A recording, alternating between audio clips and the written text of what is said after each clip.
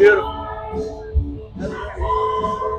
I'm here with Lou. We're at the Beaver Bar talking about prostate cancer. You just happened to come by to look at Picante that we just unveiled 10 minutes ago. I tell them that we're a prostate cancer charity. Lo and behold, you're a prostate cancer survivor. Yes. Yeah, I was diagnosed the last week I retired, or the week I retired, was when the MRI came back and they said there's a tumor. And that was 2 years ago now. So, but nice to meet you. Nice to meet you. That's Dan Sr. Nice to meet you. I have prostate cancer. You're still fighting it? I'm fighting it. Keep fighting, man. Fight! So, I didn't, like any guy, I didn't go to the doctor. I hadn't been to a doctor in years. It'd probably been 6-7 years before I'd been to a doctor. Well, men don't go.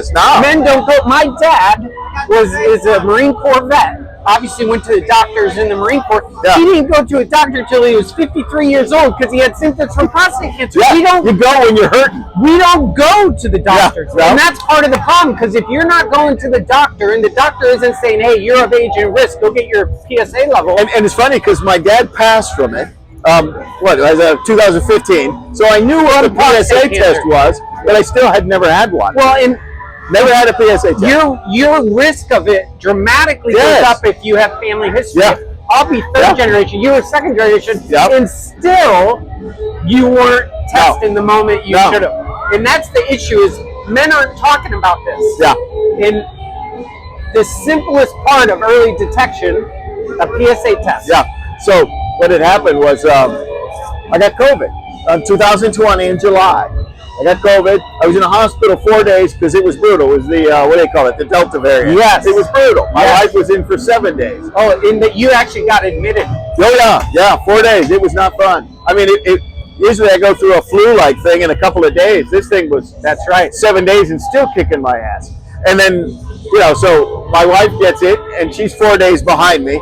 She's feeling crappy. She goes, I'm going to the hospital because I'm not doing well. And I'm like, okay. And we both kind of meander there. It was awful. I mean, and so they admitted us. I was 4 days. I get out. And then United Healthcare, they just set me an appointment to follow up with a doctor. They picked me a doctor, set me up, and they did all the tests and everything there. That was the first time for like 6 years that I went to a doctor. They did my first PSA test. My first. I'm 62 now, so it was 2 years ago. I was 60. 60 years old, my first, yes. And it was 15 years late, because they recommend 45 now. But if you have a family history at 40. I mean, and they say, okay, you're peeing a lot more at night. Well, that's normal. I was doing that. I was doing that for years. That doesn't. And so I didn't think anything of it. But then they said, okay, your PSA is 2. I'm like, well, is that good or bad? I didn't know. Right. And they're like, no, it's fine for your size, weight, age, whatever. That's fine. And then we'll just keep track of it. So I went back for a follow-up a year later. It went up to 4. So in 12 months. 4. Yes, but 4 would have been fine too. But it was the year. It doubled in a year. So fast. And I'm like, I don't know anything. So I'm like, well, and they're like, well, no, that's a concern. So 3 months or 2 months later, they did another test. It went up another point. In 2 months. In 2 months, yes. Yeah, so very. And then they did the what they first do. They did the MRI, and then that was I retired. The last week I retired was March of 2 years ago. What is that? What are we, 5? That's 22? Yeah. So I retired. So, because it was the end of 21. It was a year later. And so in March I retired, and that's when the report came back that they found a tumor in the MRI. So then, then you're up through all this stuff, and you got the craziest thoughts going through your head. Into it. Yeah, and for me it was, I don't know, I'm a guy. It wasn't as big a deal. My wife took it a lot worse than I did, but she was like such a big trooper with the whole thing. And it wasn't until after the fact, and we got it all done, the surgery's done and all. And then one of my neighbors said, so how's Lou doing? And she just burst into tears. Yeah. I mean, we already knew it was kind of looking good. And then, and he tells me, I'm like, I had no idea it was bothering her. I'm an idiot.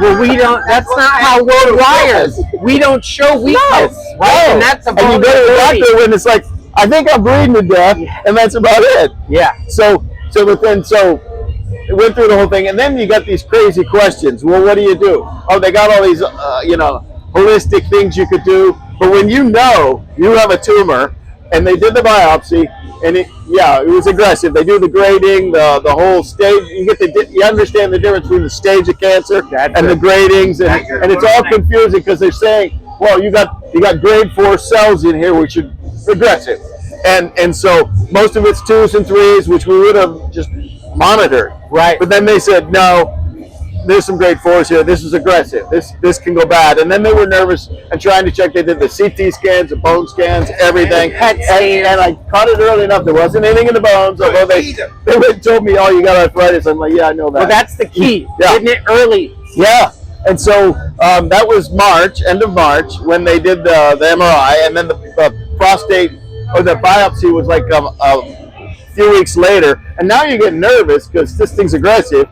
And all they can do is schedule it when they can schedule it. Correct. So, but it wasn't until August that I had I chose to go the operation rather than radiation. I had a choice. Yeah, have your prostate just remove it. They said, well, you're young enough. If you're a little older, no. Yeah. Yeah, that's cool, right? Yeah, and I did it all up north at a teaching hospital, Dartmouth Hitchcock. They were great. Nice. But very nice. they do the biopsy. There's like 12 guys in the room while you're, it's like, I'm not good. I don't like this. Yeah. No, it's you not. Put me out. It's like, come on, I'm an audience. It's not comfortable, but you have to suck it up. You have to. You have to suck it up. And I'm glad they did, because then they found out, and then we did the surgery. And the surgery, it's harder to go through. You got a week that's brutal, and then it gets better after that. And so, what was the recovery or side effects like? Well, it's the same as radiation, from what they say. Although it happens right away. So, like the ED problems, right away. Yeah. Although in a year and a half now, I'm almost normal where I don't need pills. Oh, that's great. Really something. That's great. They took out like 7 lymph nodes, I think it was. They were all clean. So we got this early. And so far as I know, and every PSA test I've had since, my next one's in June, has been still 0, functional 0. So as far as I know, I'm good. And you're at Daytona? Are you riding your bike? Yeah, we bump rides down. I live local, so I mean, why not? In my mind, you're a success story. Yeah. You found it early enough that you were able to obviously have it removed, but with minimal impacts, a year and a half later, you're on your bike, you're almost back to normal. That's how it's supposed to be done. And like I say, it's as far as the ED stuff, that's almost done. Yeah. I probably have another 6 months to a year. With having it the dribbling was a pain in the ass. Yeah, the incontinence. But as of the last month, I quit wearing pads.